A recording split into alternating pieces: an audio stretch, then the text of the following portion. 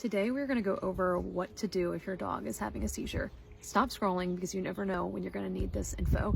And this TikTok is inspired by my cousin calling me at 6 a.m.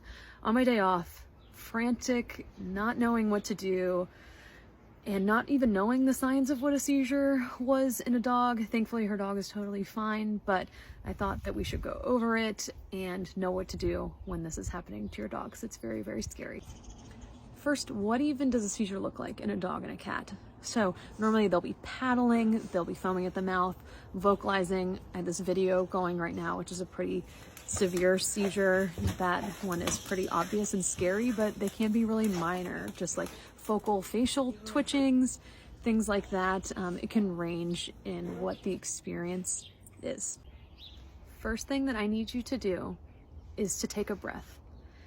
It's an extremely terrifying situation and you feel very, very out of control. And if you're not in the right state of mind, you're not gonna be able to handle this situation. So take a breath, it's very scary. Second step, you're going to need to get your dog away from dangerous places. If your dog is near a body of water, get them away from it. If they are under a coffee table, move them. Get them in an area where if they are thrashing around, they're not going to hurt themselves. Third thing, and this can be hard as well, but take a mental note of how long the seizure is lasting. If you can actually time it, that would be great, but normally we're in such a terrified state of mind that we're not able to do that. And it's gonna feel like forever, but most seizures will be anywhere from 30 seconds to a minute. If it's over 2 minutes, that's when you have to think about loading your dog up in a car and getting them to emergency vet, because that's when we can start causing permanent brain damage and bad things. Things that we are not going to do. We are not going to lay on top of our pets. We are not going to put our hands in the dog's mouth to try to have them not swallow their tongue, things like that.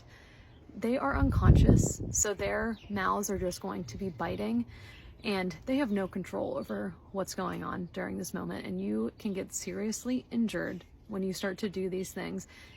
In the best intentions, we're just trying to help our dogs, but we have to keep ourselves, the humans, safe too, so that you can better help your pet.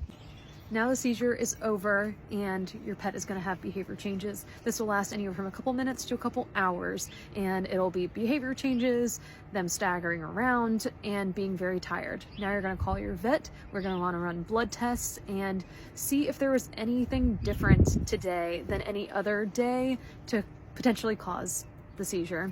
So I hope that you guys learned something, and next time, I hope it never happens to you, but if it does, you should know what to do.